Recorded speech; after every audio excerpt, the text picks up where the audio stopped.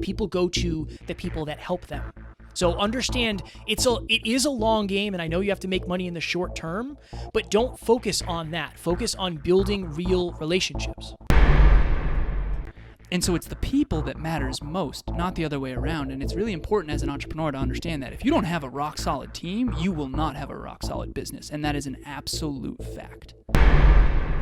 Next Level Nation, welcome back to another very special, as always, Next Level You weekly live podcast. For week number 88, we are going to talk about how to take your business to the next level. If you asked me 3, 4, 5 years ago if I would ever be doing a live podcast on business, I definitely would have said no to you, but so much has happened over the past 4.5, 5 years.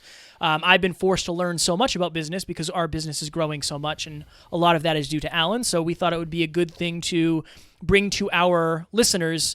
We're really learning that a lot of our listeners are early entrepreneurs. And as an early entrepreneur, you have to understand business, because if you don't, you will not be an early entrepreneur for long. There's a reason many, many businesses fail. We do not want that to happen to you.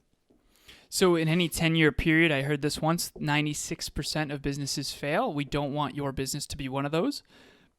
So here we go. So the very first point that I have written down is you have to build incrementally, not in starts and stops. So I'm very, very blessed at this point to have 20 Next Level Business Solutions clients, so early entrepreneurs and business owners all over the world. And one of the things that is the most underrated thing in the world, but it's so key, is consistency. Now, Kevin and I talk about consistency all the time. We all kind of understand that one 9-hour workout is not going to be the same as one 30-minute workout every single day for several years. One of them will change your life. The other one will just be one brutal day that really doesn't have a big long-term effect on your body. Business is the same way. So Kevin and I, as if you've been following our journey for a long time, we started very, very small. We started with 1 episode a week, then eventually 2, eventually 3. We eventually jumped to 4, eventually 5, and then we jumped from 5 to 7. But that was so incremental. If we had jumped from 1 to 7, we would have absolutely failed. We would have not been able to be consistent. It's still challenging for us to be consistent now with the systems we have in place. So with my 20 business clients, I see this constantly, right? They'll start prospecting for clients. They'll start making connections with clients, with listeners, whatever it is. And then they'll start getting clients and getting revenue, and then they'll stop prospecting. And then all of a sudden, that revenue that got reinvested into the business and their own lifestyle is no longer available, and now they have to start from zero again and start prospecting again. They got out of the habit. Remember, the success of your business is a byproduct of your habits as the leader, not the other way around. If I have terrible habits and Kevin has terrible habits, what are the chances Next Level University is going to grow? Here's another question. What are the chances Next Level University's revenue is going to grow if Kevin and I don't grow? And that's another point that I make later, but it's really important to understand starts and stops are for the birds, especially in business. The most consistent companies are the most successful. Think of Apple. They always come out with a new technology every 6 months, every year, forever, and they'll never stop. That's why they're so successful. Amazon, so consistent. I've been using Amazon for, 8, 9, 10 years, and I've never had a shipment fail. If they weren't consistent, aka if we weren't certain as the customer that they would be consistent, we wouldn't shop there. So it's really important. And as a podcast, that's our goal. Like Alan said, we do 7 episodes a week. Our goal is to consistently add value, which brings me to, I know Alan's going to touch on value, but I have a different way to go. So if you want to succeed in your business, if you want to succeed anywhere, honestly, if you want to succeed in a relationship, if you want to succeed at the gym, if you want to succeed in life, you have to constantly over-deliver. So Taryn and I, my wonderful fiance, we were up somewhere on the North Shore in Massachusetts, and we went to a coffee shop. And you walk in this coffee shop, and there's a husband and a wife behind the counter. They're the owners. And they have the most amazing personalities, and they're cracking jokes, and they make you feel like, number one, they're excited you're there, but number two, they really, really, really are grateful for your business. And I think I got an iced latte. Taryn got an iced latte, and I think I got a couple of cookies, as I would, Alan. And I'm walking back to the car, and I look in the bag, and one of my cookies was missing. And I was like, I really wanted that cookie. And I talked to Taryn, so I went back in. And when I went back in, I said, hey, excuse me, I'm so sorry, but I think you forgot one of my cookies. And the way they responded, they were like, oh my goodness, I can't believe we forgot one of your cookies. And I think they gave me two. They gave me the cookie that they were supposed to, and they gave me a free one. They over-delivered. That's why I'm talking about them. If I'm ever in the area again, I will go there. If anybody ever says, hey, do you know a coffee shop around this area? I will recommend that coffee shop because they over-delivered. Understand that, yes, getting clients is super important, but serving your clients better than they can be served anywhere else is the most important. You want to have people coming back for more. Taryn and I were also in Maine for her birthday in September, and we went to this shop, and we've heard so many good things about this place, and they were closed. And there was a sign on the door that said, very bad migraine, we'll be back later. Now, unfortunately, I don't live in Maine, so there's a chance that I may never go to that place again. So also understand that first impressions are super important. And the last question I will ask you about this, constantly over-delivering, what sets you apart? What sets you apart from the other people who do the same exact thing you do? Is it the way you do it? Is it your attitude? Is it how you make people laugh? Is it the way your shop is set up? What sets you apart from your competition? Yes, you can be collaborative in business, and I think it's super, super important, but you also have other people who are trying to take similar business from you. What sets you apart? That's a very powerful question to ask yourself. Fire. Strong work, Kev. Thank you, sir. I appreciate that. So the second one is a great piggyback onto that because he talked a lot about adding value, over-delivering on the value. The second thing I have written down here is the primary objective of business is to add value. The second objective is to earn money. It has to be in that order. Okay, so if you chase two rabbits, you'll catch neither. The important thing here is cause and effect. You have to understand cause and effect. And the simple little thing that I talk about with cause and effect is if I drink too much water, which I have been, I probably will have to go pee before the end of this episode or this live podcast. That's cause and effect. See, having to go to the bathroom is the effect. The cause is me drinking water. So why am I talking about that? In business, adding value is the cause. Making money is the effect. So you have to focus on the cause, not the effect. Kevin and I, for 5 years straight, have focused intensely. Like, it's been nothing short of brutal, genuinely. Our voices are hoarse right now because we've been on these mics all day. So we focus intensely on adding value on these microphones every single day from anywhere on the planet completely free. I've had people literally say, I cannot believe how much value you and Kevin give away for free. I can't believe it. Digital assets, all kinds of things. Why do we do that? One, we want to help as many people as possible. We're focused on adding value and over-delivering, to Kevin's point, as much as we possibly can. Okay? Earning money is a byproduct of that. We're in business to help people. Making money is secondary. And that will become very clear to anyone who works with us. Making money is the inevitable byproduct of adding massive value consistently over time. And when you're able to add massive value, you also create real, authentic win-win relationships. So many people, and Alan, I'm sure you can speak to this, that I've worked with, it's very much like, how do I get this next client? How do I get this next client? How do I get this next client? When in reality, you have to understand that business is a long game. Obviously, you have to have money coming through the door and into the cash register, but you also have to understand that it is a long game and you're focused on building relationships. So in the very beginning of the podcast for Alan and I would literally get on the phone because we weren't doing Zoom back then because I don't even know if Zoom existed back then. But if somebody reached out to me, I would say, hey, I want to thank you so very much for being a listener of the Hyperconscious podcast, because that's who we were back then. And I would jump on a free 30-minute call with them, not trying to sell them. There was nothing to sell at that point. My only goal was to build a real relationship with that person. That was my only goal. I just wanted to get to know them, because if I got to know them, I would get to know the listeners. I would get to know how to add value better. We'd know what episodes to do, what to title them, what people are going through. And I think so many people want to skip that step. Now, this is something we just added to my peak performance tracking because I've been Jeffing this. But if you know, for a long time, if you followed me, I would send you a video. In that video, I don't say, hey, reach out if you need podcast help. I don't say, hey, we have a new group coaching starting on January 4th. Hey, we have a live event coming up. All I say is, thank you so much. I appreciate the follow. Please let me know if there's anything I can do to help you. I'm not trying to sell. I'm trying to help.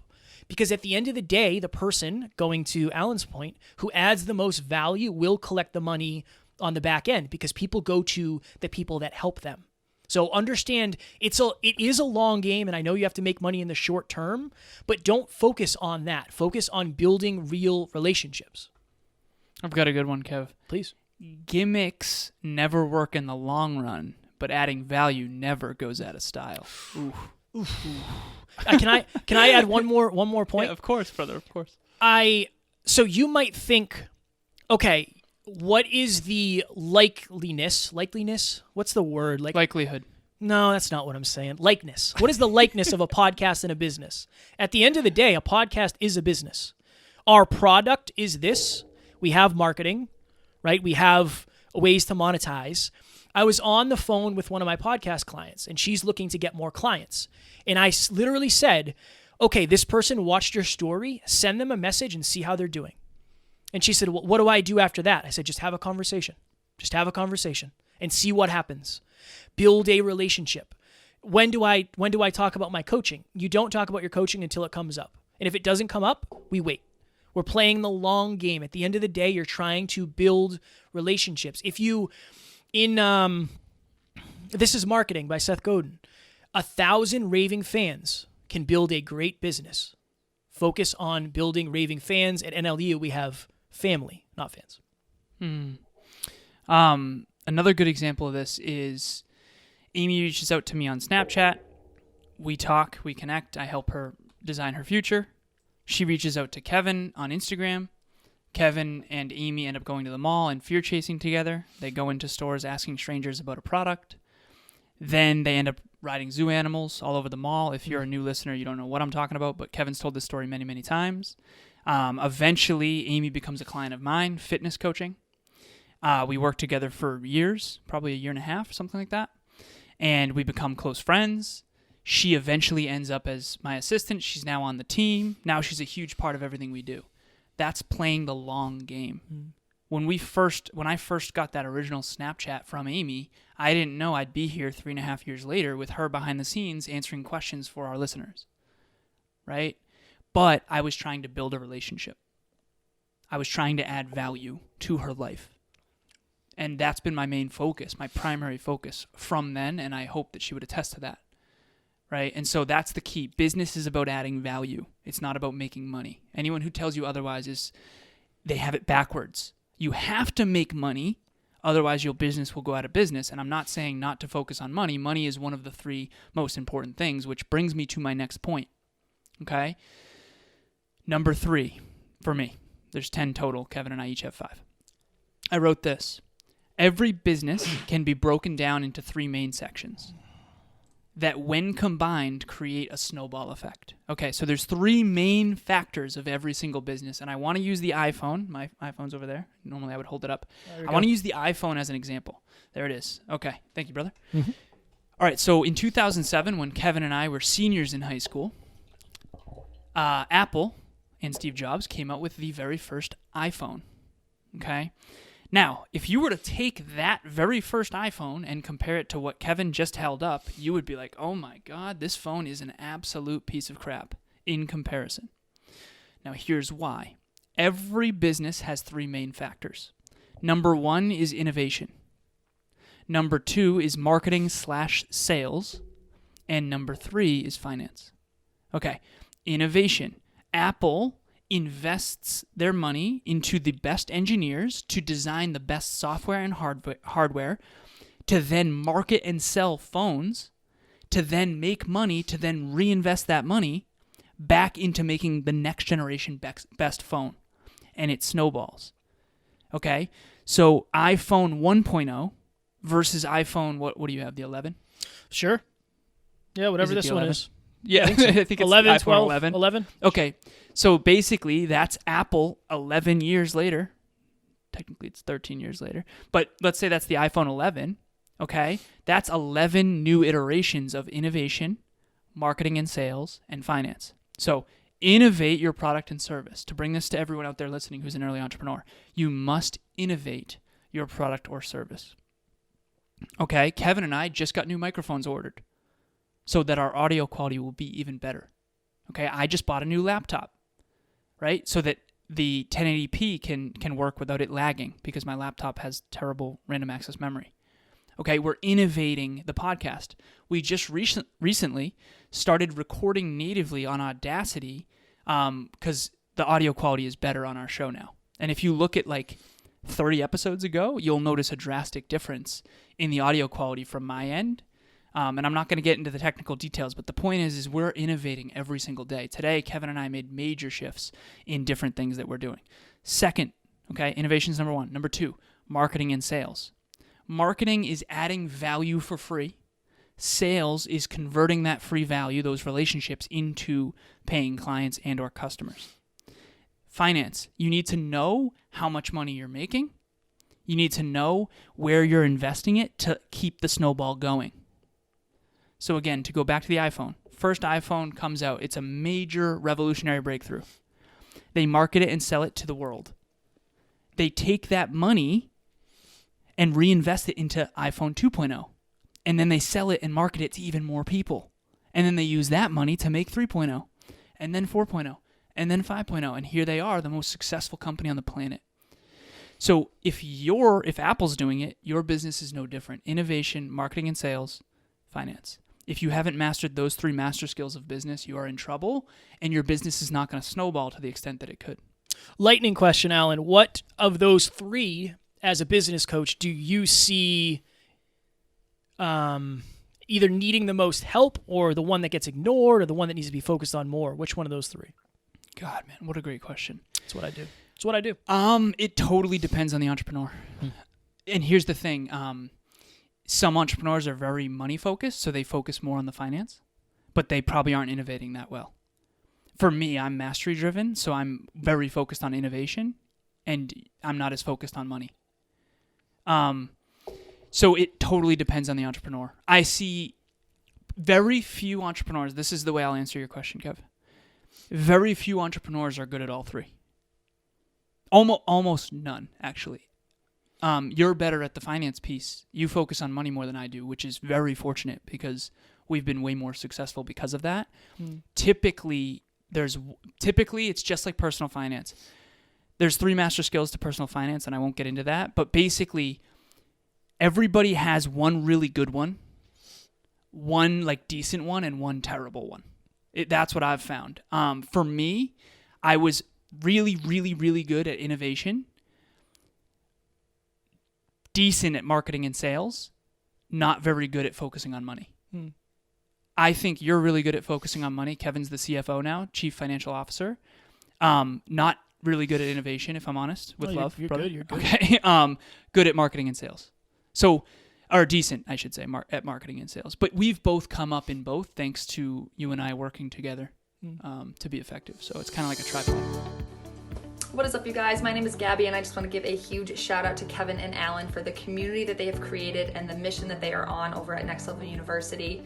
Never in a million years did I think when I started listening to the Hyperconscious podcast 2 years ago that I would be as invested as I am today. But here we are 2 years later. I have done group coaching. I truly look forward to every single episode they drop, all of the things that they're teaching. And I am now doing one-on-one coaching with Alan to help level up in my business. And all I gotta say about these guys across the board is they are true, genuine souls. They mean it when they say they are heart-driven, and they mean it when they say they are no BS. And I think that's probably my favorite part about them. They get rid of the fluff. They give you tactical tips and tricks to help you level up in your life, to help you make strides towards your goals. And they've created a community of like-minded people to lean on each other at every single stage of life. So guys, thank you from the bottom of my heart for the impact that you have made in my life, and I am so very excited to see the impact and the waves that you make from here on out. I was driving, I don't know, last week. I think I was driving home from the gym. And I'm always thinking. I'm trying to think of things for the podcast when I'm living my life. Alan, I'm sure you're the same. And there was this truck in front of me that did, I think it was tiling, snow plowing, roofing, gutters, and landscape. And I was thinking to myself, I wonder if this person just went all in on any of those, if they would be more successful as a business. And this brings me to my point is you got to focus on one thing, especially in the beginning. I have a client, and she's a coach. And she came to me one day and said, I'm having so many people that are offering to pay me to do their social media because they love the way I do mine. And I said, that's great. That's awesome. Congrats, strong work. Do you see yourself being a social media company? And she said, no. And I said, honestly, I would just say no. Or even better, I would find somebody who does that and I would send the business that way and get a little kickback. If you're not going to be doing it long term, I wouldn't be doing it now, because what you're not thinking of, and let me tie this to the point of, if you're not making money in your business, focus on learning more and learning better, not chasing after, and a lot of this I learned from Alan, not chasing after another shiny dollar. When we didn't make money for the first 2 years from the podcast, we had to figure out how to make money with the podcast, not take job offers outside of the business. And we focused on one thing and tried and focused on getting really, really good at that one thing. So a lot of my clients, and I've seen this with emotionally driven people more than maybe strategically driven people, but when one thing's not going their way, they jump to the next platform. And if that doesn't go their way, they jump to the next platform. Understand there's some lag time here between the inception of your business and when you start to get clients. And you also have to understand that you're not learning the necessary stuff if every time something gets hard, you jump to something else. You're actually leaving not all, but so many major lessons on the table that if you just stuck it out for a little bit longer, you might learn a lesson that helps you unlock the next door that would help you get to the next level, So I thought that was valuable to add. Super important. And to second what you're saying, Kev, I have a client who over the last 14 days, so I do bi-weekly coaching, and so we crunch the numbers for every 14 days, so every 2 weeks. And for the last 2 weeks in a row, or last 2 calls in a row, so technically that's 4 weeks, he's had over 1 million YouTube views. So 2 million in 1 month, which is the highest he's ever done. And he's like, well, what am I doing differently? And I basically, it's just the compound effect. And my point is, he's been YouTubing for 8 years straight. It's not like he just suddenly had 2 million views, right? That's not a thing, right? And if it is, it's a viral thing that quickly dissipates, unless you capture it in some unique way, which, is rare. So the point I'm making is, if this person also wants their speaking career to really grow, and I'm super excited to help him with that. But until YouTube is rock solid, don't go chasing speeches. Once YouTube is rock solid, then allow that to feed your speaking career, right? So a lot of people make that mistake. So Kevin and I, we have Next Level Podcast Solutions, and that makes a lot of revenue. We have 16 clients now, something like that. Okay, but until our podcast was rock solid, we weren't going to go out and produce other podcasts. Why would we produce other people's podcasts before ours was being well produced? Now, it's just important to understand that company that you're talking about, Kevin, like that they do all of those different things, most likely that was what I refer to as a gunslinger in business.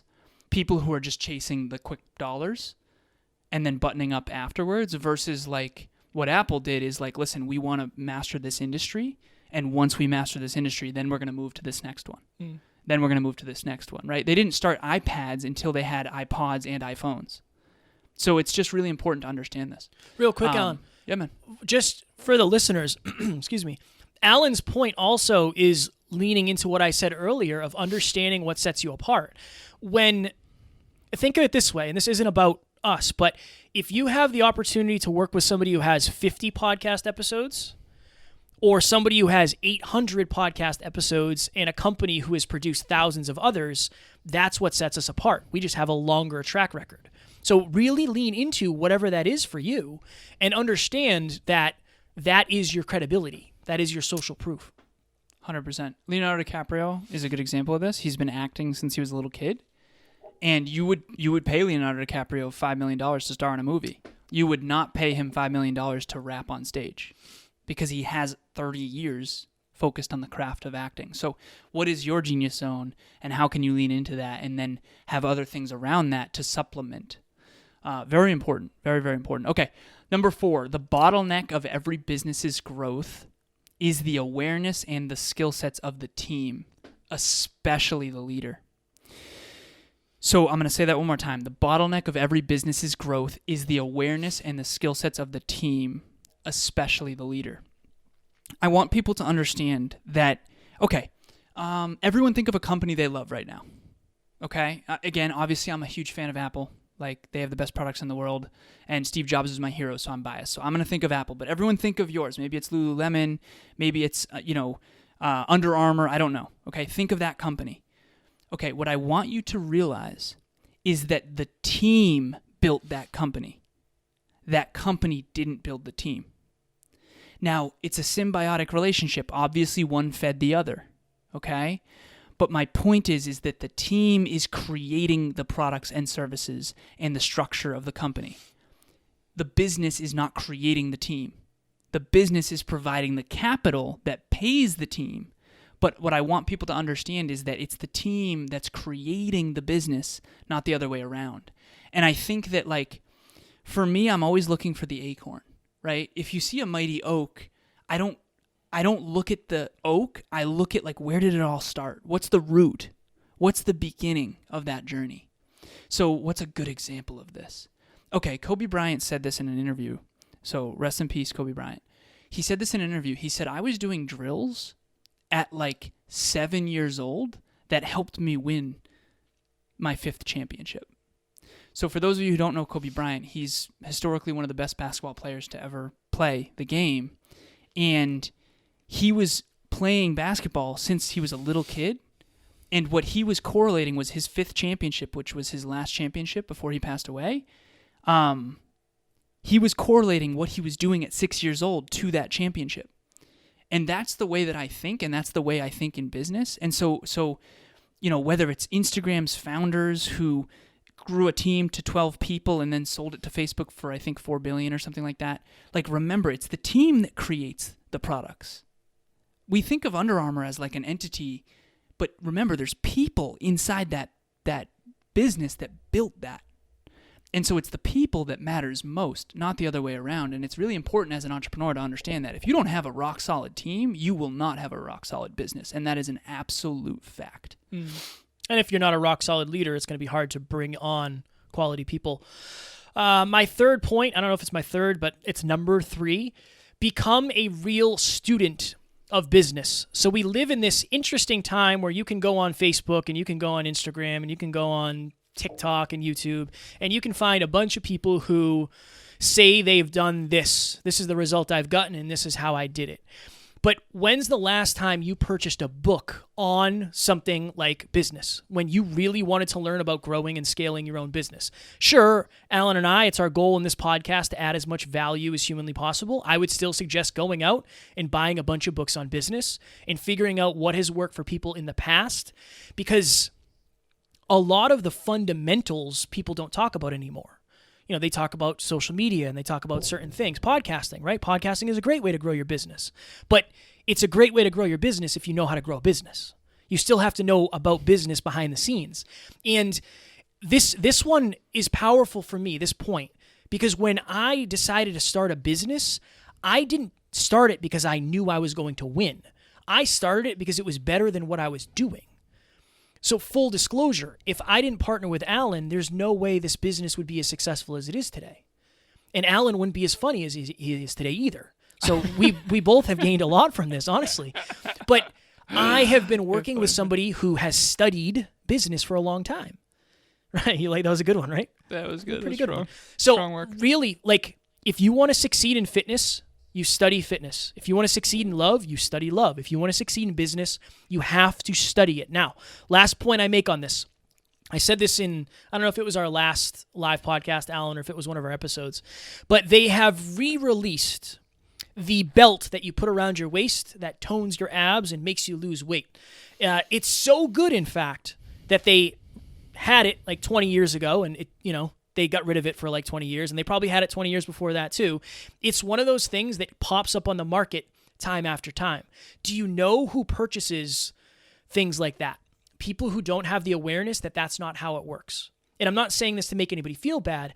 I'm saying it so you understand that the best way to gain valuable information is to raise your awareness so you can figure out what valuable actually is. Alan and I will not be buying these weight belts because we've both studied fitness. And hopefully you won't be buying it either because you've studied fitness. But if you haven't studied business, you're more likely to fall for things that just don't work. Courses, whatever, TikToks, Instagram videos, whatever it may be. So study it so you can understand from a new, higher level of awareness what works, what doesn't, what actually makes sense. I think of this often. You have to know better in order to do better. If you don't know how to grow a business, you're not going to stumble upon a successful business. And if you do, it's going to be hard to keep it. So just understand that I couldn't agree more. It's study, practice, teach. It's the mastery formula. If you don't study business, you're going to have a really hard time succeeding in business. I have an early mentor who I don't connect with that often anymore, but I used to get dinner with him regularly. And he was the CEO of several multi-billion-dollar tech companies. And I remember I would just pick his brain over and over and over again. Like, one question that I asked him was like, what do you think is the most frustrating part of leading a billion-dollar tech company as the CEO? And he went down this rabbit hole of this, how the business unit tries to, and it's fascinating, Kev, because we're dealing with this a little bit too.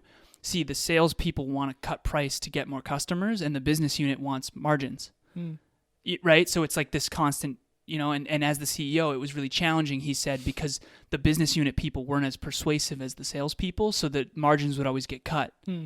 And so, again, the curiosity piece is so critical. Like, I've been studying business my entire life, and especially in the tech industry, but I didn't realize that that was rare. If you're an early entrepreneur, you're going to have to kind of focus on studying these things. And I wanted to ask you this, Kev.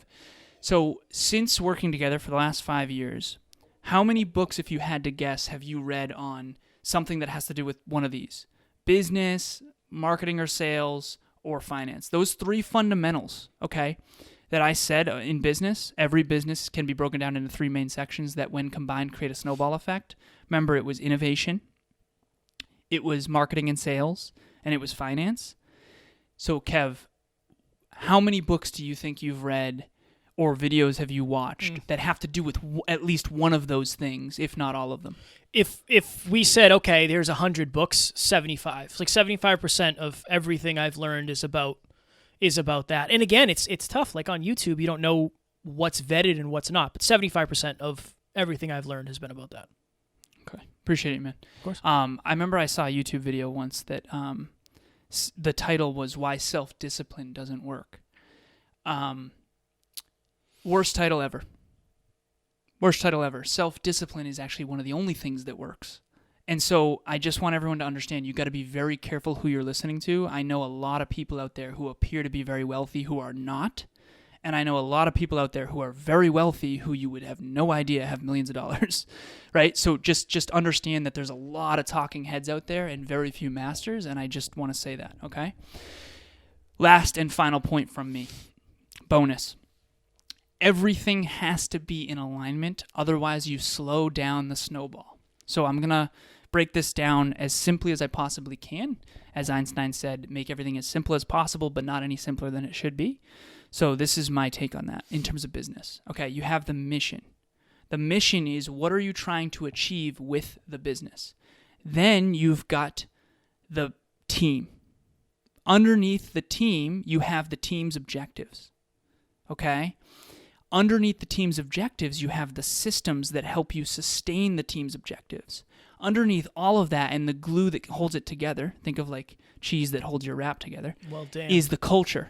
The culture, the core values, the way in which the unwritten rules, right? If you've ever been on a sports team, NLU is a great example of this. We have an unwritten rule that everyone does peak performance tracking. It's now kind of a written rule because Alessandro is now in charge of making sure we all do it. But like at the beginning, it was just like part of what we all do. Every single person on the NLU team tracks their habits every single day. How many people in the world track their habits every day, right? But yet everyone on the team does. It's not a coincidence. It's the culture of the team that matters. And then you've got the products and services. So you have to have all of that in alignment. And I'll give you some examples.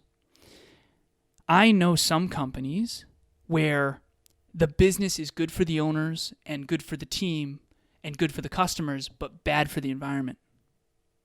I know some businesses where it's good for the owners, but not for the team. I know some businesses where it's good for the owners, bad for the team, good for the customers, but also bad for the environment. The point is that it all needs to be a win-win-win-win-win-win-win. At NLU, we want it to be a win-win-win-win-win. Win for Kevin, win for me, win for the NLU team, win for the listeners, win for the clients, win for the environment, win for the world, win for the charity. That's all by design. And so that's my very, very last point is like your business will not succeed by accident. It will only succeed by design. And you need to design the business you love, and it's a process that never ends. And you have to understand that Kevin and I don't punch a clock. We could take all of next week off, and technically no one would fire us. I'd fire myself for sure. But like, as an entrepreneur, you're not going to punch a clock. You're not going to have a bell ring and say you're late. It's very important to understand that it is on you. Full ownership. The skills and awareness of the leader is the bottleneck. You, if you're a business owner, are the bottleneck. It's just the cold, hard truth, and you have to study and you have to work on this stuff. No one's gonna force you to do these things. As you know, if you're watching and you're a listener of NLU, I am currently dieting. And what is required when you want to lose weight, where in my way, what I think is required is you have to look at the scale. You have to figure out with measurement, am I actually losing weight? A business is no different. I have had many clients with podcasting who are business owners, and their reason for starting a podcast is to get clients. They didn't look at their bank account. I had a client who I said, hey, how much money do you have? Like, how much have you made through your business? And she said, I don't know. I haven't looked at my bank account in 2 years. And I said, like, how do you make effective choices with your business, with clients, with the future, with the current, if you're not looking at your bank account? There's a lot of memes that go around that are, it's funny not to look at your bank account. When it's so low, you don't want to look at it. Some of the most inspirational moments for me have been the most difficult when I looked and I had negative $500 in my account and I had to figure out how I was going to make money, right? That helped me figure out, well, maybe I should reach out to this person. Maybe I should make a different decision today. So don't hide from your numbers. Understand your business in and out. Last point I have on this.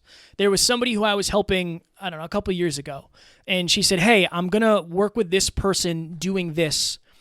This is what I think I'm going to charge. What do you think? And I said, well, how much is it going to cost you to do it? And she said, well, it's going to cost me X amount because I'm going to have somebody else do it. And I said, okay, cool. How long is it going to take? Well, I don't know. It'll probably take X amount of time. Okay, if we do X amount of dollars for this person times X amount of time, you're not making any money. That's not a sustainable business for you.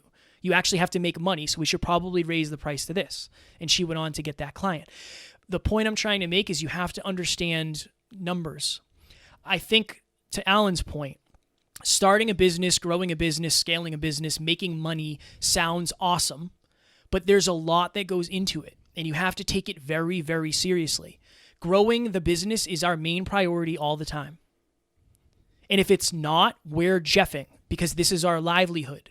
Yes, it's awesome to have a podcast and add value to people all over the world. Yes, but if Alan and I don't do the right things and we don't show up, we don't make any money.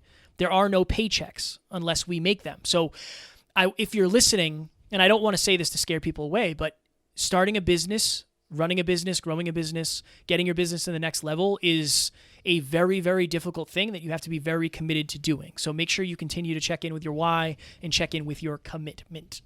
Very last thing, we'll move to Q&A. Today, Kevin and I ran through all of the debt, all of the peace of mind account that we want by the end of 2022. We know exactly what we're projected for the next 12 months, and it all looks really, really healthy. It's wonderful, but we're not guessing. Very last thing, guesswork is a disaster in business. Guesswork is a disaster in business. I have one client who knows how many calls she has to make per day in order to reach her goals. And if she's jeffing those calls and not making those calls, she knows those goals aren't going to happen. Things are not just going to happen by default, and if they do, that's luck, and you can't double down on that. So none of what Kevin and I do is guesswork, and that will become very, very clear one day. But I want it to become clear to everyone listening right now. It's not guesswork. It's all by design. And if you design it and you study it and you learn it, and we're not perfect, and we don't expect you to be perfect either, but you have to get better at business if you want your business to grow. We're better at business now than we've ever been, and we'll be better at 34 than we are at 33. And so it's really important to understand that, and that's the final statement.